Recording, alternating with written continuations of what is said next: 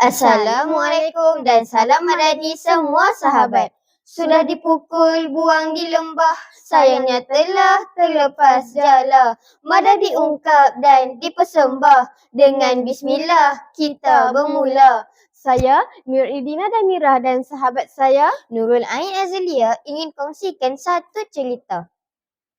Pada episod ini, tema yang diberikan ialah kesihatan. Kami bawakan kisah stroke haba. Jom kita dengarkan cerita kami. Kawan-kawan, terbaru kita telah dikejutkan dengan tragedi sebuah keluarga yang telah kehilangan anak mereka disebabkan stroke haba.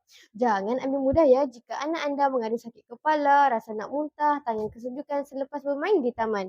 Ini mungkin tanda anak anda mengalami heat stroke yang sangat berbahaya kepada nyawa. MIT Malaysia sebelum ini telah mengeluarkan status cuaca panas tahap 1 iaitu berjaga-jaga. Suhu meningkat ke 35 hingga 37 darjah Celsius terutamanya di kawasan utara Semenanjung. Aiman, Dina, Devi, Zul, Zaki, Amalina dan Meling bersama Cikgu Asrul serta Cikgu Lin telah merancang untuk mengikuti satu perkemahan di Greenstone Campsite di Kuala Kangsar, Perak. Namun, perancangan berbulan-bulan terpaksa dibatalkan kerana faktor cuaca semasa. Dina yang tampak sedih bertanya kepada Cikgu Lin, kenapa perkemahan ini dibatalkan? Cikgu Lin menjawab lembut tapi tegas. Dina dan kawan-kawan tahu tak apa itu stroke haba? Mai sini cikgu jelaskan, kata Cikgu Lin dalam lorat kedahnya. Apabila terdedah kepada cuaca panas yang melampau, anda boleh mendapat kelesuan haba atau lebih teruk stroke haba. Stroke haba merupakan satu kondisi yang serius akibat pendedahan kepada keadaan sekeliling yang panas melampau sehingga menyebabkan badan tidak mampu menstabilkan suhu badan dan ianya berlaku apabila suhu badan meningkat dengan cepat melebihi 40 darjah Celsius atau lebih. Kadar kejadian stroke haba adalah berbeza bergantung kepada faktor geografi, cuaca dan aktiviti penduduk setempat. Risiko stroke haba adalah tinggi apabila berada dalam keadaan suhu sekeliling melebihi 39.2 darjah Celsius. Di Malaysia pula, 200 kes penyakit berkaitan haba dilaporkan di mana 22 kes adalah stroke haba. Oleh itu, tindakan aktif hendaklah diambil bagi mengelak kejadian penyakit berkaitan haba seperti stroke haba. Jabatan Meteorologi Malaysia juga telah melaporkan bahawa gelombang panas dan kering sedang melanda negara akibat perailan monsun dan keadaan ini dijangka berterusan sehingga bulan Julai 2023. Ada tanda-tanda tak cikgu? Siapa Amalina? Mestilah tanda atau gejala stroke haba ni orang awam perlu tahu agar tindakan segera dapat diambil. Malas Cikgu Lin lagi. Antara tanda-tanda seseorang itu mengalami stroke haba ialah denyutan jantung menjadi cepat dan pesakit akan berasa berdebar-debar, pernafasan laju dan pendek, badan terasa panas dan kering, sakit kepala, pening dan berasa mual, peningkatan suhu badan secara mendadak sehingga 40 darjah Celsius atau lebih, tekanan darah menurun, tidak sedarkan diri, pingsan atau sawan. Faham semua? Dengan tegas Cikgu Lim persoalkan. Sizul pula mencelah, cikgu, mesti ada langkah pencegahan kan? Mestilah. Orang awam juga perlu mengetahui beberapa langkah pencegahan penting untuk mengelak berlakunya stroke haba ni, iaitu tidak melakukan aktiviti di bawah sinaran matahari terik atau dalam keadaan panas untuk tempoh masa yang panjang.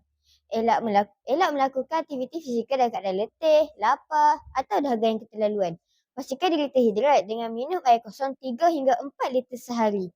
Mengamalkan pemakanan sihat dan seimbang, memakai pakaian yang longgar dan ringan serta pelindung haba seperti topi atau payung.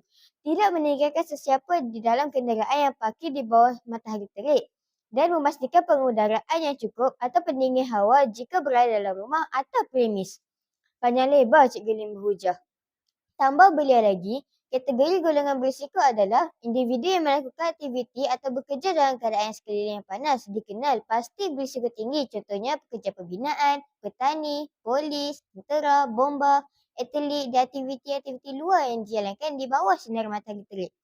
Selain itu, beberapa golongan rentan juga dikenal pasti meningkatkan lagi risiko mendapat stroke haba seperti warga emas, kanak-kanak dan individu berpenyakit kronik. Aiman yang dari tadi khusyuk mendengar penerangan cikgu kesayangan mereka itu, tiba-tiba mencelah. Cikgu, bahayanya. Tapi mesti ada rawatan kan? Ya, untuk rawatan ni ada 2 keadaan, iaitu di tempat kejadian dan rawatan di hospital. kata Cikgu Lin. Apa yang boleh kita buat di tempat kejadian ialah, pertama, alihkan mangsa dari sinaran matahari yang melampau ke tempat berbumbung atau mempunyai penghawa dingin. Kedua, sejukkan mangsa dengan kain yang lembap atau siram dengan air sejuk. Ketiga, berikan udara segar. Halangkan kipas secara terus atau kipas mangsa menggunakan kertas surat khabar. Dan sekiranya mangsa sedar, berikan minuman sejuk serta segar. Kemudian, dapatkan bantuan perubatan melalui talian 999. Ingat nombor penting ni tau, kata Cikgu Lin tegas. Manakala rawatan di hospital pula, kita serahkan kepada yang pakar. Pertama, biasanya cikgu akan memeriksa kadar denyutan nadi, tekanan darah, kadar pernafasan dan tahap kesedaran mangsa. Kedua, sekiranya mangsa mengalami renjatan, rawatan khusus akan diberikan terlebih dahululah. Apapun, kena tengok situasi mangsa. Jelas penerangan cikgu? Cikgu Lim bertanya di hujung penerangannya. Jadi, amatlah bahaya komplikasi strok haba ni. Kita tak boleh memandang ringan kerana ianya boleh mendatangkan komplikasi yang serius. Membatalkan perkhemahan mereka adalah langkah terbaik. Berdasarkan satu artikel yang ditulis oleh Bo Chama 2022, kesan jangka pendek akibat dari pendedahan mengejut kepada cuaca yang panas boleh mengakibatkan sel-sel badan cedera, berlaku keradangan, darah sedang membeku dan berlaku pendarahan di beberapa organ penting. Mangsa strok haba boleh mengalami kesan jangka panjang seperti masalah saraf, sistem kardiovaskular dan risiko kematian. Kita hendaklah sentiasa mendapatkan maklumat cuaca terkini daripada Jawatan Meteorologi Malaysia dan amaran kesihatan berkaitan daripada Kementerian Kesihatan Malaysia. Kurangkan atau elakkan terus daripada melakukan sebarang aktiviti luar maupun bersenam ketika cuaca panas terik. Sekian, terima kasih. Jumpa lagi. Bye.